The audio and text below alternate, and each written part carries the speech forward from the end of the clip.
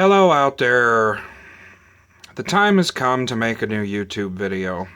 Now, I've found that making YouTube videos isn't really my thing, but I am a fan of vwestlife and uxwbill, bbishop PCM, and well, I had left a comment recently on a vwestlife video saying that maybe I'd make a video about Windows FLP. Well, I'm a man of my word, and I also have nothing to do, so here we go. Now, Windows FLP, or Windows Fundamentals for Legacy PCs, is a stripped-down version of Windows XP. It's somewhat similar to other builds such as Windows XP POS Ready 2009, and I thought, well, why don't we take a look at it today? Now, I already have this installed on real hardware, but I would like to go ahead and go through the installation procedures, so we're going to do that on a virtual machine, and I have already created that, so let's go ahead and launch the virtual machine.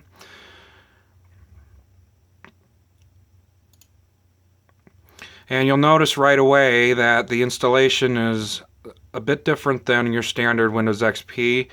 This version was released in 2005 and uses the Windows pre-installation environment. It's actually very similar to how POS Ready installs. So let's go ahead and begin. We'll click Next and accept the agreement. And Windows FLP, from what little research I've done on Wikipedia, Windows FLP was kind of intended to be used as a thin client OS. Come on, focus. It was intended to be used as a thin client OS for, and it was only available through software assurance, so this was never released at retail or to OEMs, and it was kind of intended for their software assurance customers that were unable or otherwise unwilling to upgrade their hardware. It would allow them to repurpose that hardware to be used as a thin client and logging into and running software from a remote server. And I've found that it actually is really nice to use as a light Windows XP build, especially if you've looked into using things like Nlight or things to try and strip out components of Windows that you don't need. I've found that this actually works much better. So we're going to go ahead and do, I want to set Windows up on my computer in interactive mode. And the very first thing you will be met with is a prompt for a CD key. So just a moment. Alright, and this is the very next screen after the CD key prompt. I don't want to give away the CD key or disclose how I got my hands on this ISO, but if you look around hard enough online you will find it. And yeah, so let's go ahead. I am in Central Time, English, next. Now we're going to go ahead and do a custom configuration, and you'll find that there are a few options in here that now if you were to install this yourself, I have found I do not need the additional driver support. As far as I understand, Internet Explorer is well baked into Windows. I'm sure everyone knows that. I believe that all this does, if you uncheck it, is remove access to the actual browser itself. But for the sake of full compatibility, I have left that installed. I will also install Windows Media Player, which will give you access to DirectX and multimedia functionality, blah, blah, blah. And I would also recommend installing local management support, and that will give you access to things like Disk Manager and administrative templates inside of your group policy editor and things like that. The rest of this stuff I don't think anyone really would need. And we're going to go ahead, I've created a 10 gigabyte virtual drive, and we will go ahead and create a partition for it. Now, I have not had any luck attempting to force this to install to a FAT32 partition. Windows XP will install to a FAT32 partition. However, I found that the partition needs to be pre-formatted. I think it was only versions of XP before Service Pack 1, maybe Service Pack 2. I just remember having an original release of XP that allowed you to pick whether you wanted NTFS or FAT32. And if you're wondering why I would want to run it on FAT32, well, I do have a couple of games that won't run on an NTFS partition, but otherwise would still work with XP. And well, I lied. See, when I did the install on real hardware, it would not allow me to, it didn't give me the option to pick FAT32, so I take back everything I said. Must be that is because of the size of the drive. And we'll do a quick format and continue. Name.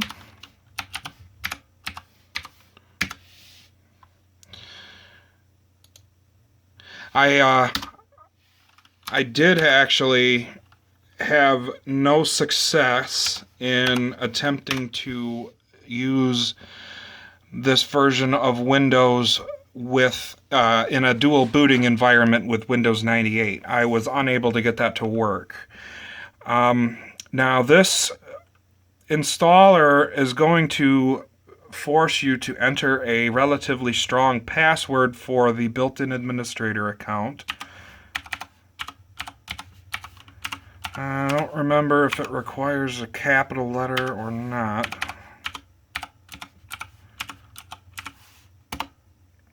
Yep, I got to put in a cap.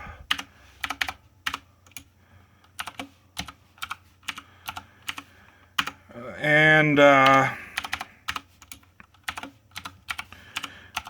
if you don't want to have a password on your system, then that's no big deal. That can be fixed later.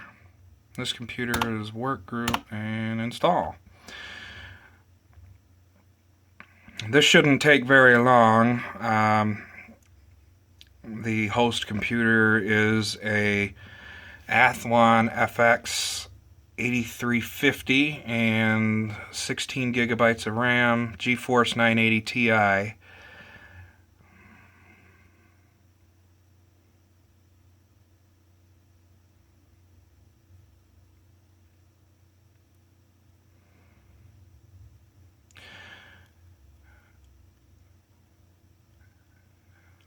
Now, I'm not going to bore you with watching this screen. This shouldn't take very long. There isn't really anything interesting that happens at this point. There's no more, well, let's see.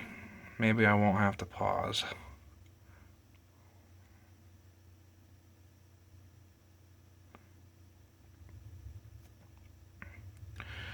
As you can see, it uses a standard Windows XP boot screen.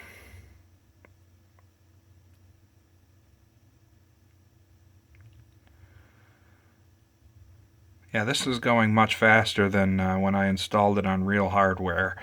The machine that I'm using this on is much older. And while it is a Windows XP designed for Windows XP machine, I found that this version of Windows runs a little bit faster, not nearly as much bloat. I do apologize for the screen turning blurry, and it really doesn't want to keep focus. I'm using a cell phone to record this video. And it's going to go through this screen. I think it when I installed this on my real hardware, that it rebooted and did this screen at least twice.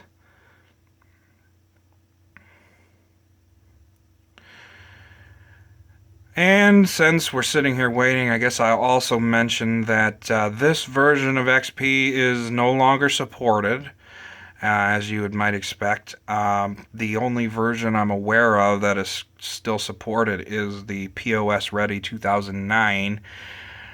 However, I have found that the so-called hack for the registry does work on this version of Windows.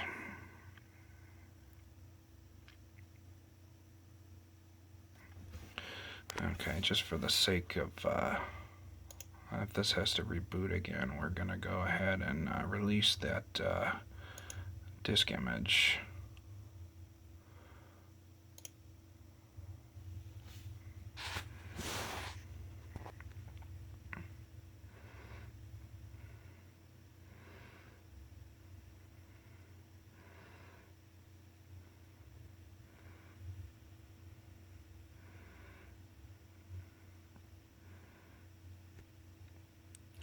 So I'm going to go ahead and pause right here, and we'll come back once it boots to a usable desktop. Alright, I think that this will be the last time the machine reboots, and then we should be able to log in and start messing around with it.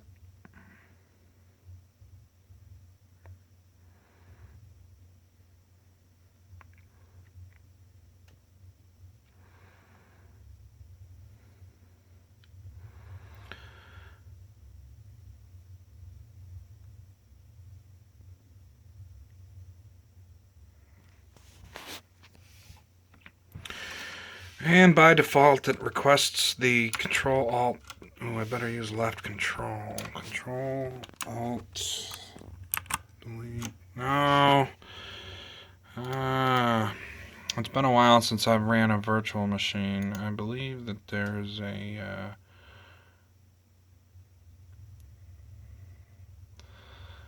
I thought there was an option to send a Ctrl Alt Delete up here.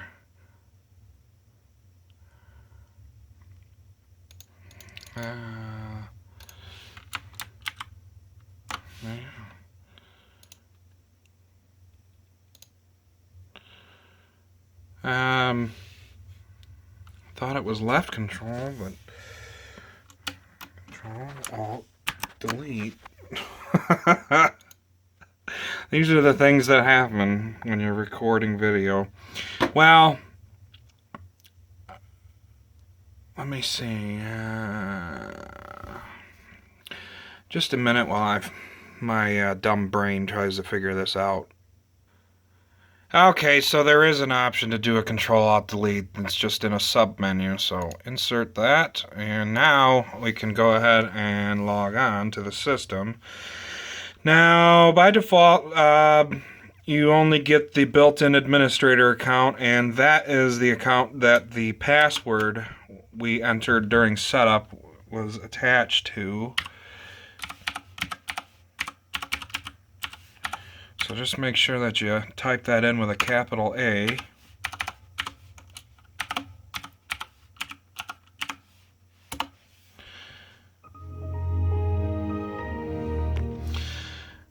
And for all intents and purposes, it looks very pretty much the same as Windows XP.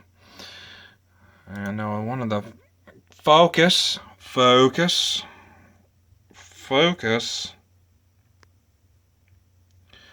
Come on now, it's not that hard. One of the first things that I like to do is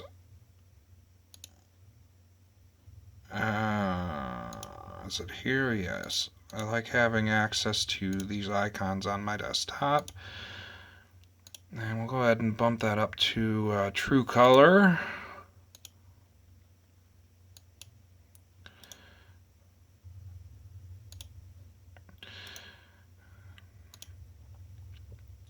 And there we go. Now the one important thing to note is this particular disk image that I found online is the Service Pack 2 edition. There is a Service Pack 3, and it is still available for download on Microsoft's website. They have a link for There's two separate links. One says it's for POS Ready 09, and then the other one is for Windows FLP. The Windows FLP link was broken. However, they are the same file, so the link for the Service Pack 3 for POS Ready does work with Windows FLP.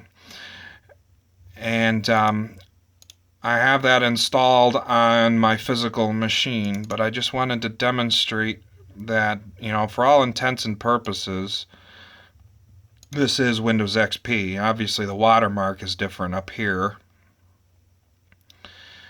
And by default, it enters the company as OEM.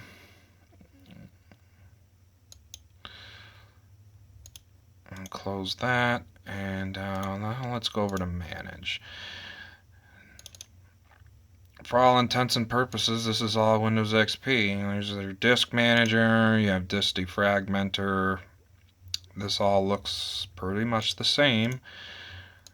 And they give you the Windows XP and the Windows Classic style that everyone's so familiar with.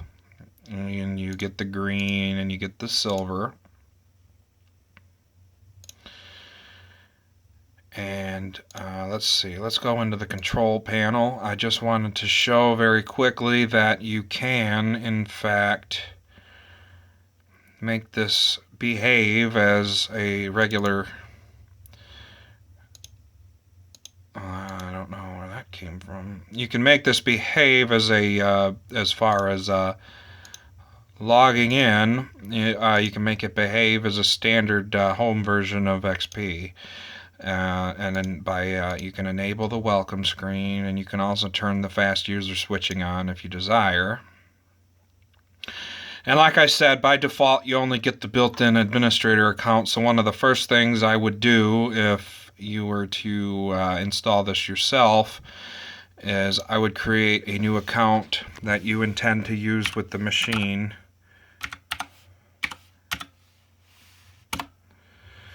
And that'll be a computer administrator since I don't have a choice.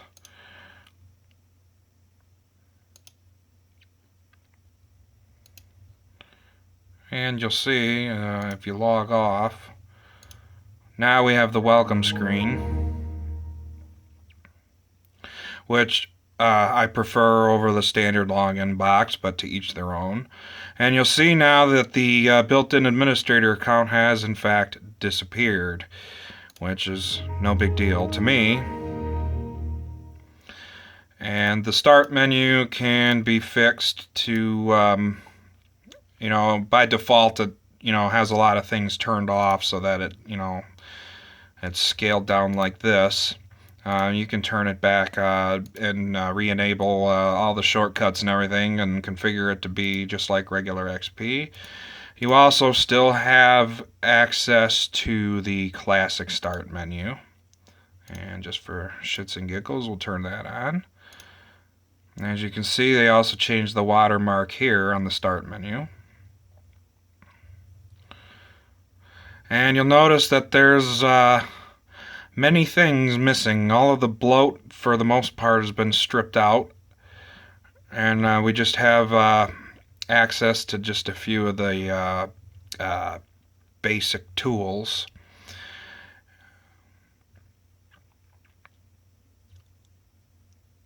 Now, if you go into a command prompt, you can very clearly see that it identifies itself as Windows XP. And, well, why don't we go ahead and switch over to my real machine. Okay, so we've gone through the entire installation procedures. Now let's go ahead and go over to some real hardware. Now I'm running this on a Compaq Evo D510 series. This one, the sticker identifies it as a D51S. It has a 2 gigahertz Celeron and 512 megabytes of memory. So we'll go ahead and boot that up.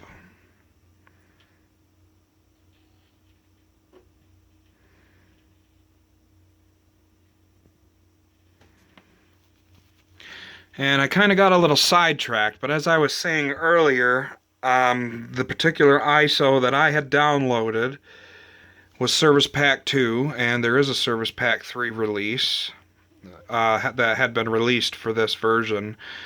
And if you intend to use wireless internet with this, you absolutely will want to get your hands on that Service Pack 3 download, because it fixes a problem with wireless networks and the WPA key. I'd found, while I don't get this machine online, I did put it online just to play around with it, and without that hot fix, I guess the hot fix you can get as a standalone.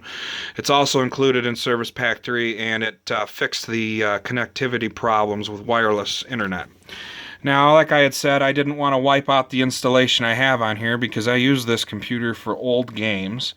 And I just wanted to demonstrate that everything that I have used with it does in fact work. Now, first thing I'm going to do is I'll launch Microsoft Virtual PC. This is Virtual PC 2004. And if we go to About Virtual PC, you'll notice that I got to click the correct tab. It very clearly identifies as Windows XP Professional 5.1.2600 Service Pack 3.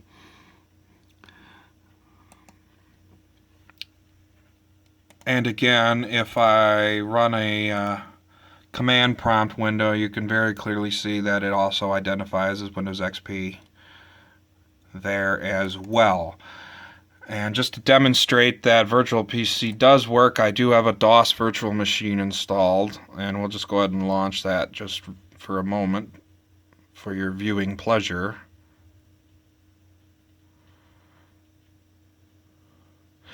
Now, this virtual machine is kind of busticated. I'm intending on completely wiping it out and starting from scratch.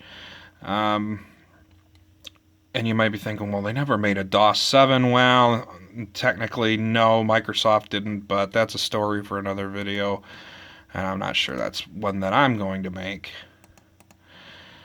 And like I said, I just basically only use this machine for old games.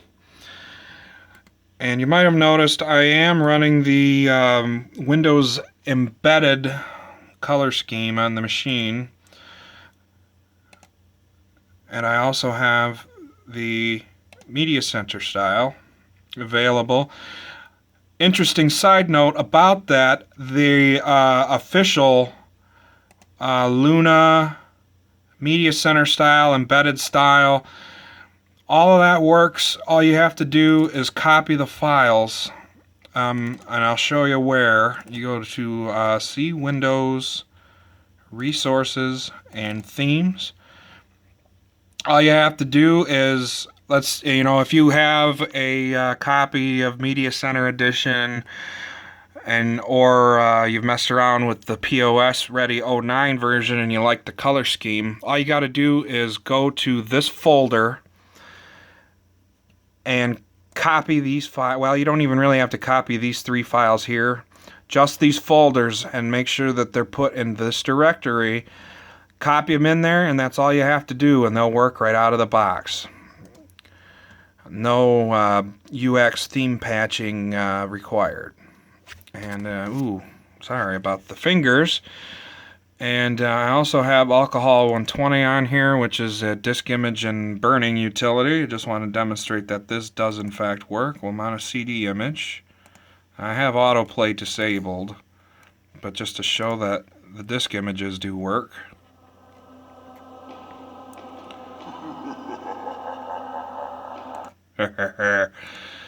And let's see. I don't really have... well, I suppose I can show that too. The Tweak UI for Windows XP works just fine. All the settings that I played with have worked fine. The original Tweak UI also works just fine. And I also have back in the day, there was a program I had called X-Tech Systems X Setup. Well, I'd found that the company that made it seems to no longer exist, and they made the final version that they had made of this program available for free with a CD key. And this is kind of similar to Tweak UI, except it's got a ton of different things to mess with. And for the most part, everything in here seems to work. That I've found. I haven't had any issues with it. Now, if we go down to Windows Edition, identifies as a workstation, and if you look very carefully again, that identifies it as Microsoft Windows XP.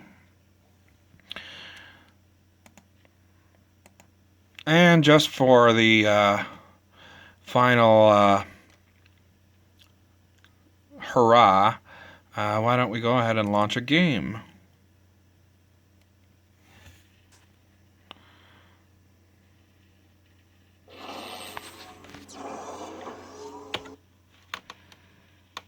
I need to adjust my screen there.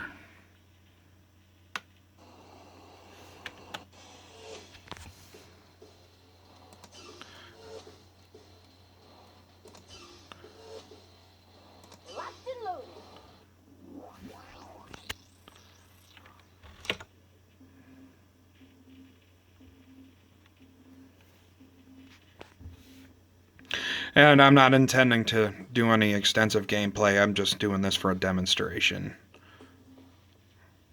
And you'll see that it works just fine. Stand by.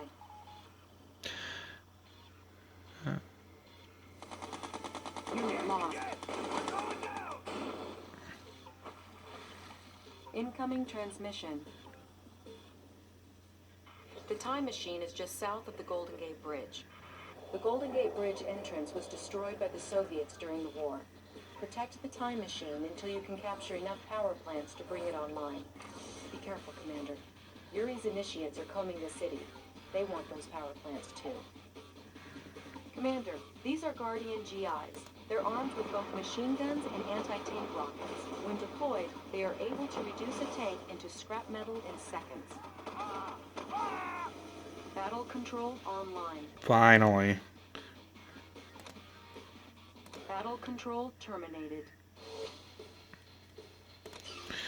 Now, I don't know if I'd mentioned, well, yeah, I did. I mentioned that it was a Celeron and 512 megs of RAM, and I'm running a GeForce 4 MX 440 low-profile card in this computer.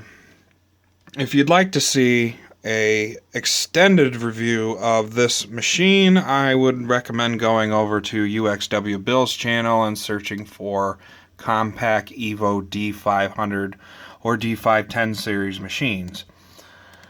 I think that's about it. Is there anything else? Well, just to show very clearly that this is Service Pack 3 running on this machine. And all the tabs that you would expect for Windows XP are here. You still have standard device manager, and everything's pretty much standard. Automatic updates tab, advanced. All of the settings that you would expect to find are still in the machine. Well, that's about all I can think to say about Windows FLP.